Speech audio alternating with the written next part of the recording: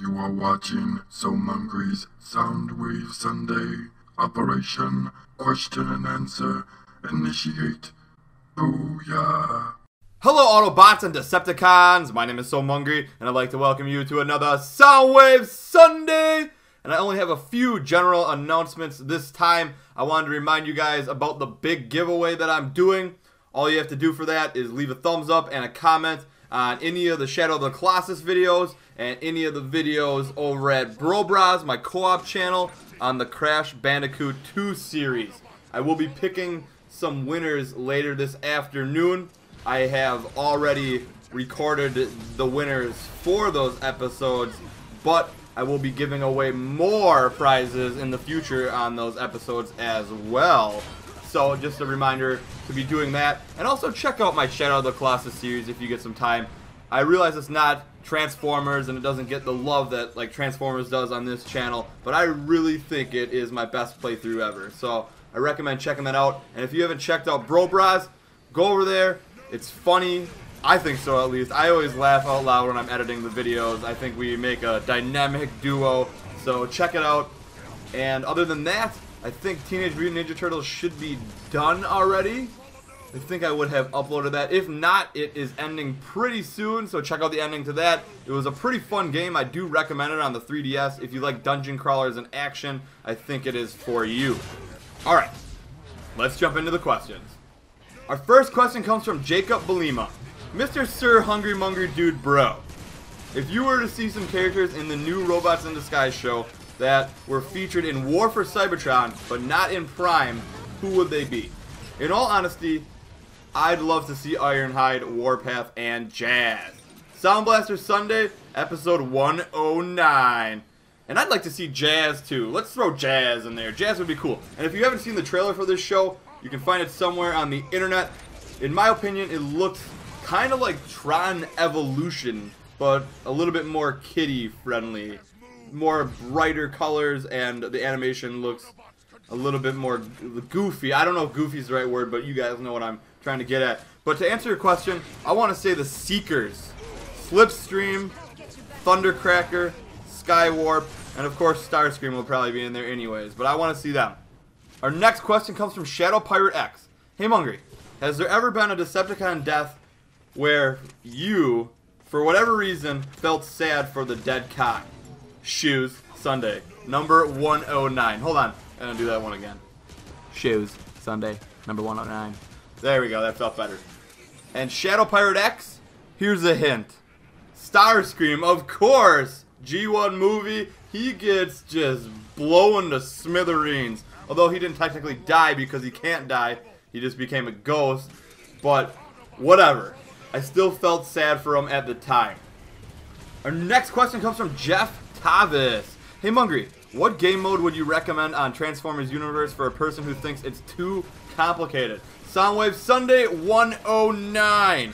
And yeah, it can be considered complicated. There's a lot of stuff going on. You got all this equipment, you got different weapons, you got weapons that fire S-Techs, you got all this other stuff to worry about, including like tuning, movement with your character, getting used to the controls, and the list goes on and on and on. But for maybe someone that's having a harder time grasping the controls and the gameplay right away, or just beginners, I definitely recommend just going into the high ground and driving around for a little bit. And then if you see one of those portals or space bridges, go into one of them.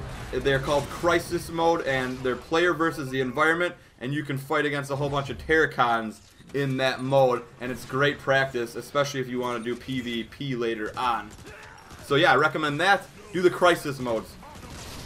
Our next question comes from Ryan Conley. Hey Mungry, my question is, have you seen Guardians of the Galaxy? And if so, who is your favorite Guardian? Soundwave Sunday 109.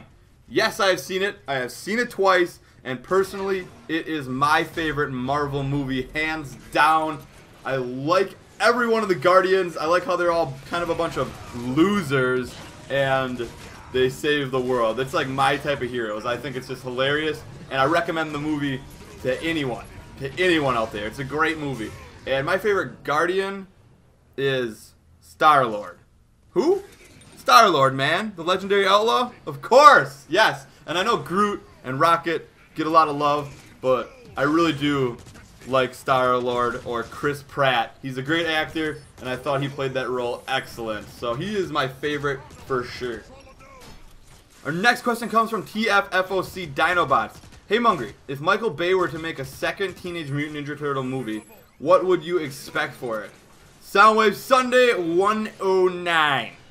And I believe it has already been confirmed that there will be a sequel to TMNT, so I'm super excited about that. I've also seen that movie twice. I really enjoy the ride on that movie. Now, a lot of you people maybe say, you know what, I don't really like Megan Fox so much. I don't really like Will Arnett that much. You know what, that's fine. Watch the movie for the turtles. The turtles are great in that movie. I really enjoyed it. I cannot wait.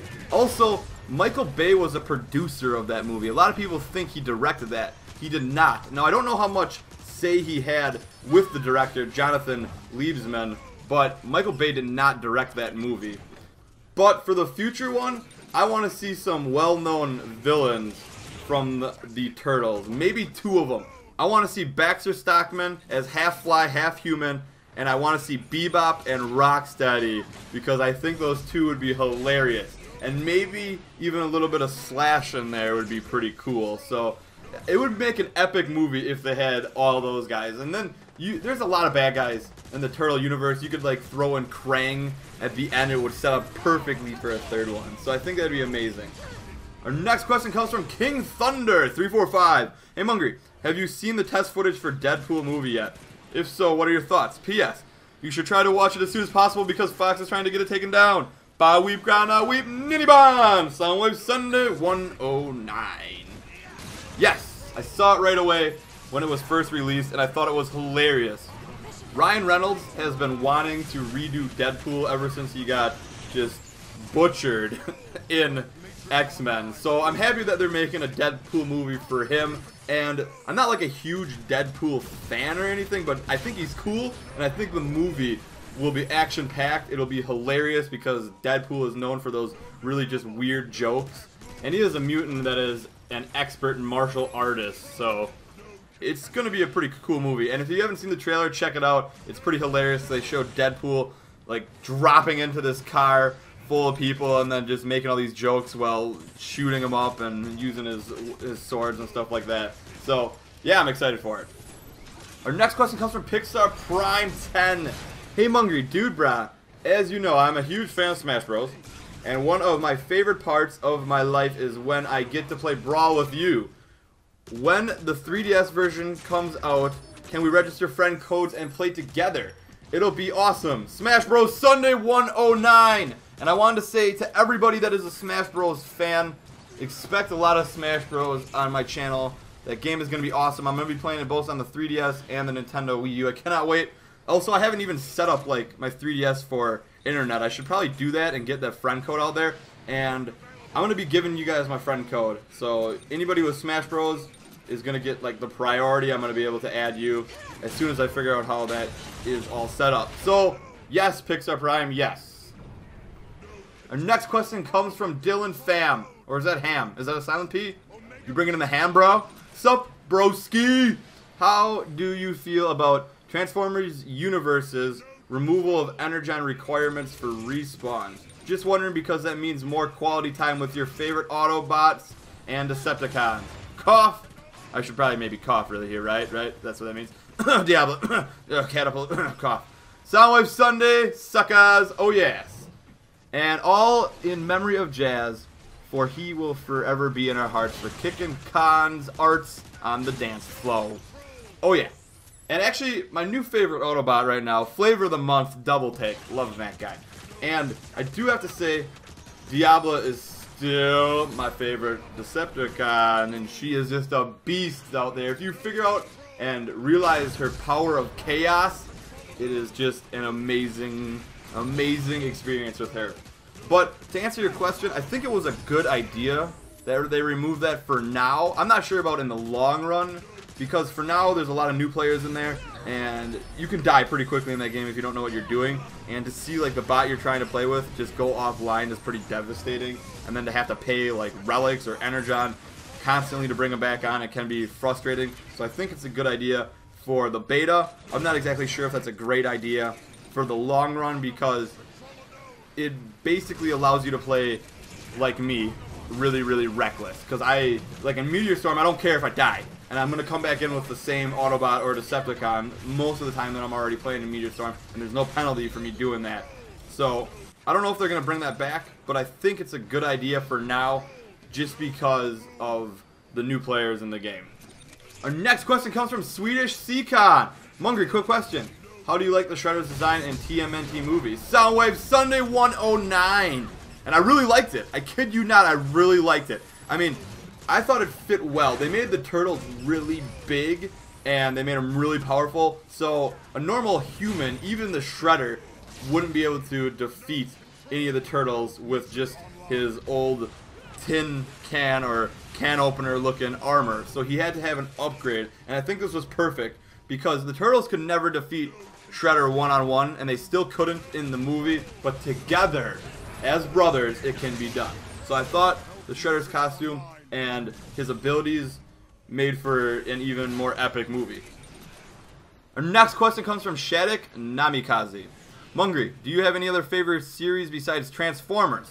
Thank you for the video, and I'm very grateful and hoping this question gets on Soundwave Sunday 109, and it has. And I have lots of other favorite video games. If you ever check out my playlist, and if you're talking about shows, I have lots of other favorite shows as well, but let's keep the video games. If you check out my playlist, I love Sly Cooper. I have done every one of his games. Super awesome series. Love it, love it, love it. I always do like the Marios and stuff. Love those.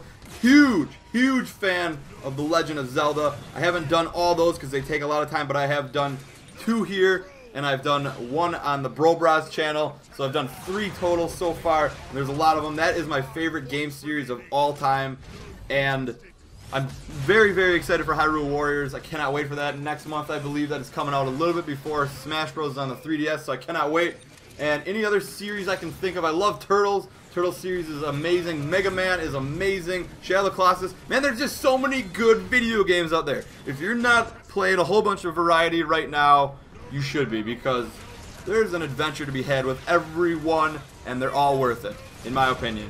Just immerse yourself in gaming. Just pretend gaming is the water in a bathtub and just put yourself into it. Just right into it. But before you jump in, wear clothes, because your friends and your family might think you're weird if you're sitting there gaming naked. And our last question comes from Immortal IRMJ. Hey Mungry, which one of the dwarves in the Hobbit movie is your favorite? Soundwave Sunday 109. And I want to ask you guys a question. Is the final Hobbit movie really getting split up into 2 parts? Because a lot of you guys have been saying that, and I wasn't sure about that. I thought maybe that was just a rumor. But yeah, let me know. If you know for sure, I could probably just look it up too. So maybe I'll look it up after this. Don't bother letting me know, but thanks for the offer, okay? But anyways, my favorite dwarf has got to be Bombard. Bombard? I think that's how you say his name. The big guy, the big dwarf. Every time there's like an epic action scene, there's always like a part with him that just makes you chuckle. And I thank him for that. I think it's funny. And second to that has got to be Thor. And everybody likes Thor. And everybody likes the leader of the dwarves. At least I think so. But yeah, Bombard for the win. Yeah. So I hope you guys all enjoyed this Soundwave Sunday. Don't forget to leave your questions in the comments below for next week's Soundwave Sunday. And have a great, grand, beautiful, wonderful, fabulous Soundwave Sunday, everyone.